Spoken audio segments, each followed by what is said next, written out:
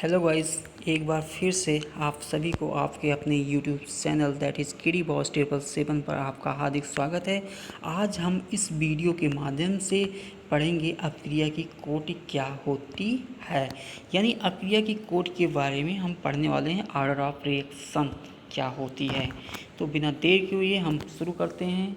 क्या होती है तो देखते हैं। वेग नियम में निहित सभी अभिकारकों की सांद्रताओं की घातों के योग को उस अपक्रिया की कुल कोटि कहा जाता है। ये तो बुक हो गया, चलो हम समझते हैं। जैसे मान लीजिए हमने कोई क्या लिया, अपक्रिया लिया। तो यहाँ पर एक अपक्रिया जो है दिया गया है Na प्लस Mb, और किस में चेंज होगा, उत्पाद में चेंज होगा।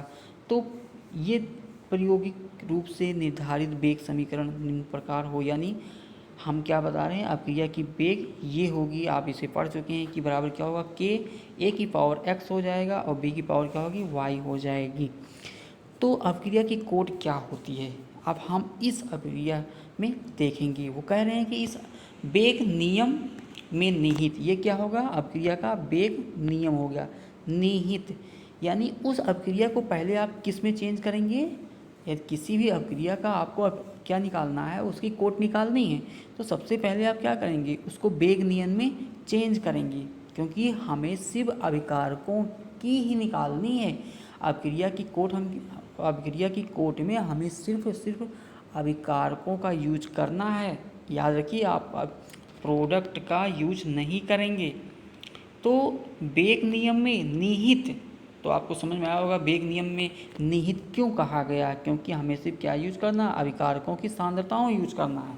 अभिकारक की सांद्रता को ही यूज करना है, उत्पाद की सांद्रता यूज नहीं करनी है, इसलिए हम इतना फोकस कर रहे हैं। तो अभिकारकों की सांद्रताओं की घातों के योग, यानी इसके जो घात नहीं है, ये यहाँ पर आप देख रहे हैं कौन कौन सी घात है, x प्लस वाई हो जाएगा, यानी एक घात यहाँ x है, दूसरा घात कौन सा है, y है, कि घातों के योग को उस अपक्रिया की कुल कोटि कहा जाता है। यानी घातों का जो योग होता है, घातों का जो योग होता है वही क्या कहलाता है, अपक्रिया की कोटि कहलाती है। ये चीज़ डिफाइन किया गया इसमें। तब इस अपक्रिया की कोटि ए के सापेक्ष, अब देखिए ये कह रहे हैं कि मान लीजिए ए के सापेक्ष क्या होगी, तो ए के सापेक्ष जो है क्या है, यहाँ पर x है, बी के सापेक्ष क्या है, y है, ठीक है ना। तो अपक्रिया की कुल कोटि क्या हो जाएगी, x प्लस वाई हो जाएगी। यदि x प्लस वाई का मान क्या है, x प्लस वाई का मान क्या हो सकता है, 0 1 2 3 हो, तो अपक्रिया की कोटि भी कैसी होगी, 0 1 2 3 तथा 3 होगी, तथा इन्हीं क्रमशः क्या कहेंगे हम, शून्य, प्रथम, द्वितीय तथा तृतीय कोटि की अपक्रिया कहेंगे। यानी अपक्रियाएं की बात करें तो अपक्रिया शून्य भी होती है, शून्य वेग की अपक्रिया पढ़ेंगे, प्रथम, द्वितीय और तृतीय कोटि की अपक्रिया हम लोग पढ़ेंगे, ठीक है ना।